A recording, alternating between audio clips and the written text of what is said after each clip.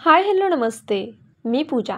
मी आणि बरंच काही या यूट्यूब चॅनलवर तुम्हा सगळ्यांचं अगदी मनापासून स्वागत करते. आज मी आपल्या या व्हिडिओमध्ये तुम्हाला भरपूर उपवासाचे पदार्थ दाखवणार आहे.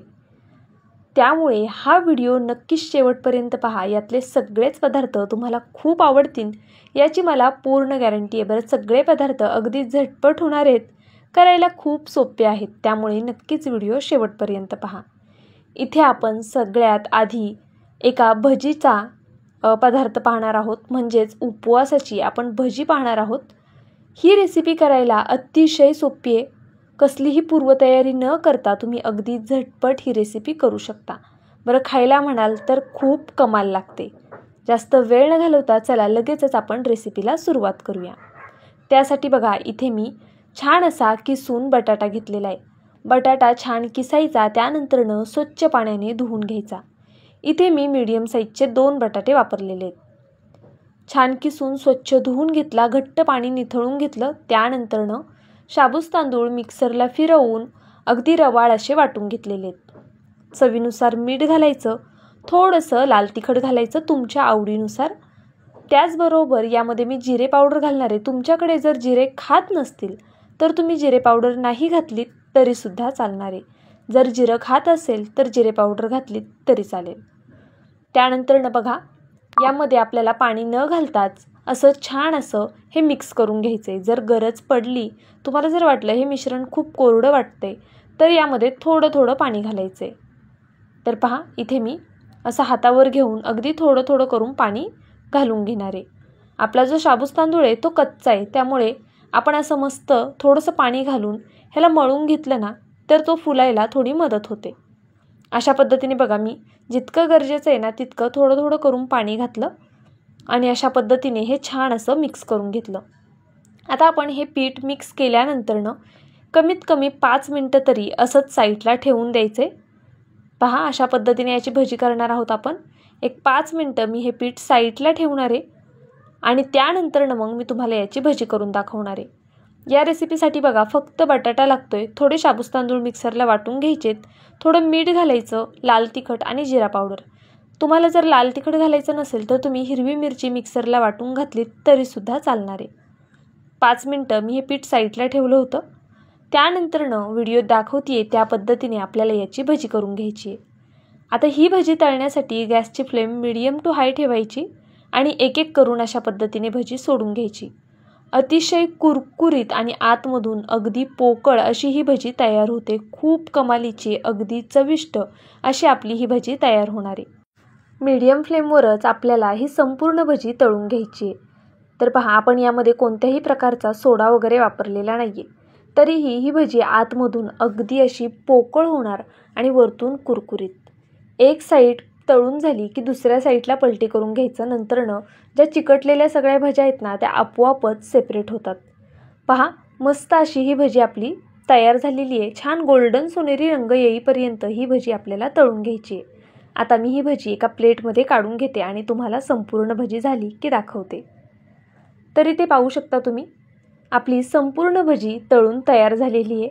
अतिशय सुंदर रेसिपी आहे, झटपट होणारी आहे.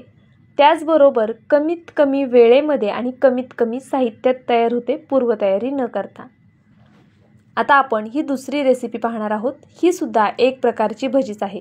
जर तुम्हाला ती भजी करायची नसेल तर तुम्ही या पद्धतीने भजी करू शकता. अजूनही आपल्याला पुढे भरपूर रेसिपीज पाहायच्या आहेत, त्यामुळे नक्कीच व्हिडिओ शेवटपर्यंत पहा. कोणतीही रेसिपी तुम्हाला थोडी जरी आवडली तर प्लीज व्हिडिओला एक लाईक करून तुम्ही हा व्हिडिओ कुठून पाहताय ते कमेंट बॉक्समध्ये नक्कीच कळवा. आता या रेसिपीसाठी पहा, तुम्हाला जितके गरजेचे आहेत तितके शाबूस तांदूळ घ्यायचे आणि त्यानंतरनं अशा पद्धतीने ते पाण्याने धुवून घ्यायचे. इथे मी 2 पाण्याने शाबूस तांदूळ थोडे धुवून घेतले. बहुतेक वेळा शाबूस तांदळामध्ये बऱ्यापैकी कचरा वगैरे असतो, त्यामुळे शक्यतो शाबूस तांदूळ छान साफ करून धुवूनच घ्यायचे. आता पहा, अगदी थोडंसं वर पाणी येईल इतपत मी पाणी घातलं आणि एक 6 तासासाठी हे शाबूस तांदूळ भिजत ठेवले. म्हणजेच तुम्ही रात्रभर भिजत ठेवू शकता. दुसऱ्या दिवशी बघा, सकाळी तुम्हाला दाखवते मी आता. मस्त असे हे शाबूस तांदूळ भिजलेले आहेत, अजिबात चिकट चिवट झालेले नाही आहेत आणि निबाळसुद्धा राहिलेले नाही आहेत. अगदी परफेक्ट असे आपले शाबूस तांदूळ भिजले गेलेले आहेत. तर पहा, एका मोठ्या पसरट भांड्यामध्ये मी आता हे शाबूस तांदूळ काढून घेते. आता आपण हे छान असे मोकळे करून घेऊया. या रेसिपीसाठी आपल्याला शाबूस तांदूळ आधी छान असे मोकळे करून घ्यायचेत आणि भांडं घेताना थोडं पसरट आणि मोठंच घ्यायचं. पहा, यामध्ये मी उकडलेल्या बटाट्याचा वापर करणार आहे. बटाटा थोडा गरम आहे, अशा पद्धतीने आपण हा मॅश करून घेऊया. आपल्याला मस्त बटाटा मॅश करून घ्यायचा आहे. तर पहा, इथे बटाटा खूप जास्त गरम आहे, त्यामुळे मी सुरीच्या साहाय्याने अशा पद्धतीने कट करून घेते म्हणजे तो लवकर थंड होईल. तर पहा, इथे मी संपूर्ण बटाटा अशा पद्धतीने कट केला. थोड्या मोठ्या साईजचा बटाटा आहे, इथे मी 2 बटाट्यांचा वापर केला आहे. तुम्ही शाबूस तांदूळ किती प्रमाणामध्ये घेणार त्यानुसार तुम्हाला इथे बटाटे वापरायचे आहेत. आता यामध्ये आपल्याला काय करायचं, शेंगदाण्याचा कूट घालायचा. शेंगदाण्याचा कूट आपण आधीच घालून घेऊया अशा पद्धतीने. पहा, शेंगदाणे भाजून त्यानंतर ह्याचा कूट केलेला आहे. सोबतच मी इथे हिरव्या मिरचीचा ठेचा घातला. फक्त हिरवी मिरची आहे, जी मी मिक्सरला फिरवून घेतली होती. चवीनुसार मीठ आणि थोडंसं लिंबू घालायचं. अर्ध्या लिंबाच्या रसाचा इथे मी वापर केलेला आहे. लिंबाच्या रसामुळे आपला हा पदार्थ खूप जास्त चविष्ट होतो. त्याचबरोबर या पदार्थामध्ये मिरचीसुद्धा थोडी जास्त घातली की तो खायलासुद्धा खूप कमाल लागतो. नेहमी आपण शाबूस तांदळाचे वडे करतो, पण बहुतेक वेळा वडे खाऊनसुद्धा कंटाळा येतो. काहीतरी वेगळं खायचं असतं पण चटपटीत. त्यावेळेस तुम्ही हा पदार्थ नक्कीच करू शकता. पहा, सर्व जिन्नस घातल्यानंतर अशा पद्धतीने हाताने आपल्याला सर्व एकजीव करून घ्यायचे, छान असं मॅश करून घ्यायचे. हवं असेल तर पावभाजी मॅशरने सुद्धा तुम्ही हे मॅश करू शकता, म्हणजे हाताची जास्त आग होणार नाही. आता हे पीठ आपलं तयार झालेलं आहे. आता ह्याचे छोटे छोटे भजी किंवा पॉपकॉर्न कसे सोडायचे ते पाहूया. तेल आधी चेक केलं, छान असं गरम झाले. मीडियम फ्लेमवर आपल्याला हे पॉपकॉर्न करून घ्यायचे. तर पहा, अगदी छोटे छोटे जसे आपले पॉपकॉर्न असतात ना, त्या पद्धतीचे मी हे वडे सोडून घेते. खायला खरं सांगते खूप जास्त छान लागतात. आपण नेहमी जो शाबूस तांदळाचा वडा करतो ना, त्यापेक्षाही कितीतरी छान. आता तुम्ही म्हणाल, आतमध्ये सर्व साहित्य तर सेमच आहे, तरीसुद्धा आपण हे लहान आकारात केलेत म्हणून प्रत्येक बाईट जी आहे ना, ती खूप कुरकुरीत लागते आणि त्यामुळेच हा वडा जास्त चविष्ट वाटतो. यापूर्वी कधी तुम्ही असे मिनी वडे केले आहेत का, किंवा असे पॉपकॉर्न भजी केली आहे का? कमेंट करून नक्कीच कळवा.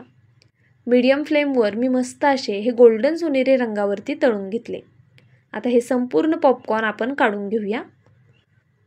तर पहा, छान तेल निथळून मी इथे संपूर्ण हे पॉपकॉर्न काढून घेतलेले आहेत. अगदी अशा पद्धतीने. अशाच पद्धतीने मी आता हे सर्व पिठाचे पॉपकॉर्न तळून घेते आणि मग तुम्हाला दाखवते. तुम्हाला ही रेसिपी आवडली की नाही मला कमेंट बॉक्समध्ये नक्कीच सांगा. तुम्ही ही रेसिपी आज करणार की नाही ते सुद्धा सांगा. तर पहा, मस्त असे आपले हे पॉपकॉर्न तयार झालेले आहेत. अतिशय कुरकुरीत आणि चविष्ट होतात. यापूर्वी जर कधी तुम्ही केले नसतील ना, तर एकदा नक्कीच ट्राय करा. खूप सुंदर होतात, चवीला भन्नाट आहेत. चला आता एक गावाकडचा पदार्थ पाहूया. हा पदार्थ तर बहुतेक जणांना माहीत असेल, आणि जर माहीत नसेल तर नक्कीच ही रेसिपी पाहून तुमच्याही लक्षात येईल की आज नेमकं आपण काय करतोय. इथे मी आज तुम्हाला किसाच्या भाजीची रेसिपी दाखवणार आहे. ही भाजी जास्त करून माझी आजी करायची आणि ती खूप छान करते आजही. त्यामुळे जर तुम्हाला ही रेसिपी पाहायची असेल तर नक्कीच व्हिडिओ शेवटपर्यंत पहा. तर पहा, आपण जो नेहमी उन्हाळ्यामध्ये किस करतो ना बटाट्याचा, त्या किसापासून आज आपण ही भाजी करणार आहोत. कसलीही पूर्वतयारी न करता अतिशय झटपट होणारी ही सुद्धा रेसिपी खूप जास्त चविष्ट आहे. त्यामुळे नक्कीच व्हिडिओ शेवटपर्यंत पहा. व्हिडिओ इथपर्यंत पाहिलाच आहे, अजूनही लाईक केलं नसेल तर एक लाईक व्हिडिओला नक्कीच करा. चला, जास्त वेळ न घालवता लगेचच आपण रेसिपीला सुरुवात करूया. तर पहा, या रेसिपीसाठी सगळ्यात आधी आपल्याला लागणार आहेत ते एक छोटी वाटी भरून शेंगदाणे. आता हे शेंगदाणे आपण सगळ्यात आधी छान असे भाजून घेऊया. त्यासाठी एक कढई इथे मी गरम करत ठेवली. या रेसिपीसाठी शेंगदाणे भाजूनच घ्यायचे. तर पहा, मी इथे हे शेंगदाणे छान असे मंद आचेवर भाजून घेणार आहे. गॅस अजिबात मोठा करायचा नाही, अगदी बारीक गॅसवरच हे शेंगदाणे आपल्याला भाजून घ्यायचे आहेत. तर अशा पद्धतीने मी शेंगदाणे भाजून घेतले, ते काढून घेतले आता यामध्ये आपण मिरची भाजून घेऊया। अशी मिरची भाजून घेतल्यामुळे काय होतं, उपवासाच्या दिवशी बऱ्याचदा शेंगदाण्याचे किंवा मिरचीचे पदार्थ खाल्ले जातात, ते पचायला सुद्धा जड असतात। अशी मिरची जरा भाजून घेतली की ती पोटाला बाधत नाही। पहा, इथे मिरची भाजून झालेली आहे, ती मिक्सरच्या भांड्यात काढून घेतली। त्याचबरोबर हे शेंगदाणे सुद्धा आपण या मिक्सरच्या भांड्यात घालून घेऊया आणि मस्त असं हे वाटून घेऊया। पहा, यामध्ये जर तुम्ही मीठ घातलं असतं तर तुमची शेंगदाण्याची चटणी तयार झाली असती। तर आता आपण हे जे वाटून घेतलेलं जे साहित्य आहे ना, शेंगदाणे आणि हिरवी मिरची, ते कढईमध्ये घालून घ्यायचं। कढईमध्ये मी आधीच 1.5 पळी इतपत तेल घातलेले आहे। आपली जी छोटी पळी असते त्या पळीने 1.5 पळी तेल घातले। तेल तुम्ही तुमच्या आवडीनुसार कमी जास्त करू शकता। आता आपल्याला हे दोन्ही जिन्नस पुन्हा 1 ते 1.5 मिनिटं कमीत कमी भाजून घ्यायचे। सुरुवातीला आपण हे भाजून घेतलंच होतं, त्यामुळे आता 1-1.5 मिनिटं मी इथे भाजून घेतलं। बघा, इथे हा किस आहे जो आपण नेहमी उन्हाळ्यामध्ये किस तयार करतो ना वाळवून, अगदी तो किस आहे। तो मी 15 मिनिटं पाण्यामध्ये भिजत ठेवला होता। आपण ज्यावेळेस शेंगदाणे भाजायला घेतो ना सुरुवातीला, तेव्हा हा किस पाण्यामध्ये भिजत घालायचा। आपलं इथपर्यंतची प्रोसेस होईपर्यंत किस आरामात छान असा भिजला जातो। त्यामुळे कसलीही पूर्वतयारी न करता अगदी आत्ता ठरवलं तरीसुद्धा तुम्ही लगेचच ही रेसिपी करायला घेऊ शकता। आता आपण यात चवीनुसार मीठ घालूया। किसामध्ये आधीच मीठ असतं, त्यामुळे मीठ घालताना थोडं बेतात घाला। पहा, मीठ घातलं की आता आपण हे सर्व छान असं एकजीव करून घेऊया। ही सुद्धा रेसिपी खूप छान होते। जर यापूर्वी तुम्ही कधी केली नसेल तर नक्की एकदा ट्राय करा। आता तुम्हाला वाटेल असं हलवून घेतलं म्हणजे मग भाजी झाली, कारण की किस तर शिजलेला आहे, पण नाही, याला आपल्याला छान अशी वाफ द्यायची आहे। ही वाफ दिल्यामुळे खरं तर या भाजीची चव कितीतरी पटीने बदलते। मस्त अशी 2 ते 3 मिनिटासाठी मी वाफ काढून घेतली। ज्यावेळेस ही भाजी थोडीशी खाली तळायला लागते आणि छान करपट होते ना, त्यावेळेस तर ती खूप जास्त छान लागते। तर पहा, अशा पद्धतीने इथे मी ही भाजी तयार करून घेतली। आता मी तुम्हाला एका प्लेटमध्ये ही भाजी काढून दाखवते। अतिशय सुंदर आणि चवीला अगदी चटपटीत, तिखट, झणझणीत अशी ही किसाची भाजी आपली तयार झालेली आहे। हवं असल्यास तुम्ही यावर लिंबूसुद्धा पिळू शकता।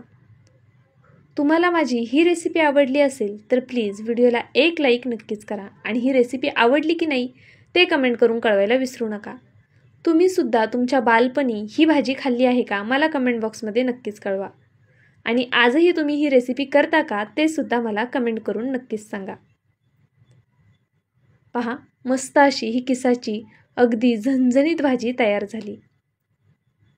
आपल्याला अजूनही एक रेसिपी पाहायची आहे आणि ती रेसिपी तर सगळेच करतात, पण माझ्या पद्धतीने एकदा करून पहा। खरंच तुम्हाला त्या पद्धतीने केलेली रेसिपी खूप आवडेल। आता आपली शेवटची रेसिपी कोणती असेल पटकनी गेस करा आणि जर रेसिपी सुरू व्हायच्या आधी तुम्ही गेस केलं असेल तर मला कमेंट बॉक्समध्ये नक्कीच सांगा। चला, जास्त वेळ न घालवता लगेचच आपण आपल्या पुढच्या रेसिपीकडे वळूया। तर पहा, इथे मी आज तुम्हाला खिचडी दाखवणार आहे। आता खिचडी सगळेच करतात, पण ही खिचडी करण्याची पद्धत खूप वेगळी आहे। बरं, मी नेहमी याच पद्धतीने करते असंही नाही, मला सगळ्याच पद्धतीची खिचडी आवडते। खिचडी म्हटलं की लहानांपासून मोठ्यांपर्यंत सगळ्यांनाच हवीहवीशी वाटते। त्याचबरोबर ती बहुतेक ठिकाणी बहुतेक पद्धतीने करता येते। त्यातलीच एक पद्धत आज मी तुमच्यासोबत शेअर करते। त्यासाठी बघा, इथे कच्चाच बटाटा आपल्याला अशा पद्धतीने कट करून घ्यायचा आहे। छान असा पातळ फोडींमध्ये मी हा बटाटा कट करून घेतला। आता एका भांड्यामध्ये हा बटाटा काढून घेऊ आणि छान स्वच्छ धुवून घेऊ। बटाटा स्वच्छ धुवून त्यामध्ये पाणी घालून ठेवून देऊया, म्हणजे हा बटाटा लाल पडणार नाही। त्यानंतर बघा, जसे आपण आधी शाबूस तांदूळ भिजवलेले ना, अगदी त्या पद्धतीने हे सुद्धा शाबूस तांदूळ भिजवून घेतलेत मी। कमीत कमी 6 तासासाठी तरी हे शाबूस तांदूळ छान भिजवून घेतले होते। आता आपण हे छान असे मोकळे करून घेऊया। पहा, व्यवस्थित हे शाबूस तांदूळ मी मोकळे करून घेतले। त्यानंतर यामध्ये दाण्याचा कूट घालायचा आहे। जितका गरजेचा आहे तितका दाण्याचा कूट आपण यामध्ये घालून घेऊया। खिचडीसाठी असा दाण्याचा कूट आपण जर आधीच मिक्स करून घेतला ना शाबूस तांदळामध्ये, मग खिचडी खायला खूप छान होते आणि ती छान मिळूनसुद्धा येते, चिकट चिवट होत नाही. आता इथे मी कढईमध्ये तेल गरम करण्यासाठी ठेवलं आहे. त्यामध्ये आपल्याला शेंगदाणे छान तळून घ्यायचे आहेत. या खिचडीमध्ये मी शेंगदाणे घालणार आहे, असे अखंड. ते खायला खूप छान लागतात. खास करून अशा रेसिपी माझ्या मिस्टरांना खूप जास्त आवडतात, ज्यामध्ये असे अखंड शेंगदाणे असतात. तर पहा, आता त्याच तेलामध्ये इथे मी जो आपण कट करून घेतलेला बटाटा पाण्यात ठेवला होता ना, तो घालून घेतला.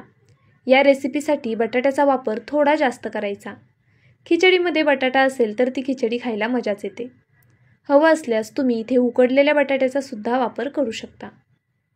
चवीनुसार मीठ घातलं, अगदी बटाट्यापुरतं, खूप जास्त घालायचं नाही, नाहीतर मग बटाटा खारट लागेल. जितकं गरजेचं आहे बटाट्याला तितकंच इथे मी मीठ घालून घेतलं. मीठ थोडं परतवून घेतलं बटाट्यासोबत. त्यानंतरनं यामध्ये ठेचा घातला. ठेचा म्हणजे फक्त हिरव्या मिरचीचा ठेचा. आता हे सर्व आपण छान असं परतवून घेऊया. गॅसची फ्लेम अगदी बारीक आहे. बारीक गॅसवरच आपल्याला हे सर्व परतवून घ्यायचं. त्यानंतरनं झाकण ठेवून 1.5 ते 2 मिनटं वाफ काढून घ्यायची. बटाटा पातळ चिरलाय, त्यामुळे तो शिजायला जास्त वेळ लागणार नाही. पहा, मस्त असा आपला बटाटा शिजला गेलाय. आता आपण यामध्ये शाबूत तांदूळ आणि शेंगदाणे घालून घेऊ. तर पहा, इथे मी कूट आधीच लावून ठेवला होता, त्यामुळे अशा पद्धतीने मी इथे हे घालून घेतलेले आहे. वरतून शाबूत तांदळाला जितके गरजेचे आहे तितके मीठ घालून घेतले. आता आपण हे सर्व छान असं एकजीव करून घेऊया. सगळीकडे मीठ व्यवस्थित लागलं गेलं पाहिजे, त्यामुळे खिचडी अगदी व्यवस्थित अशी हलवून घ्यायची. त्यानंतरनं यावर झाकण ठेवायचं आणि मस्त अशी वाफ काढून घ्यायची. 2 ते 3 मिनटं झालेली आहेत. छान अशी वाफ बसलेली आहे खिचडीला. आपण एकदा ही खिचडीमध्ये अशी हलवून घेऊ. ही प्रोसेस तुम्हाला 2-3 वेळा करून घ्यायची आहे. असं हलवायचं, झाकण ठेवायचं आणि पुन्हा 1-2 मिनटांनी झाकण काढून पुन्हा एकदा हलवून घ्यायचं. गॅस मात्र अगदी बारीक ठेवायचा. बारीक गॅसवरच ही संपूर्ण खिचडी होऊन द्यायची. तर पहा, खिचडी ज्यावेळेस ट्रान्सपरंट होते, म्हणजेच शाबूत तांदूळ जेव्हा ट्रान्सपरंट दिसतो ना, तेव्हा आपली खिचडी तयार झाली असं म्हणायचं. मस्त अशी ही खिचडी आपली तयार झालेली आहे. आता हवं असल्यास तुम्ही यावर लिंबूसुद्धा घेऊ शकता. तुम्हाला माझ्या उपवासाच्या आजच्या या सर्व रेसिपी कशा वाटल्या प्लीज कमेंट करून नक्कीच कळवा. नवीन असाल तर जाता जाता सबस्क्राईब करा, व्हिडिओला लाईक करा, व्हिडिओ कुठून पाहताय ते कळवा आणि मित्रमैत्रिणींमध्ये आवर्जून शेअर करा. उद्या भेटूया छानशा रेसिपीसोबत. तोपर्यंत बाय.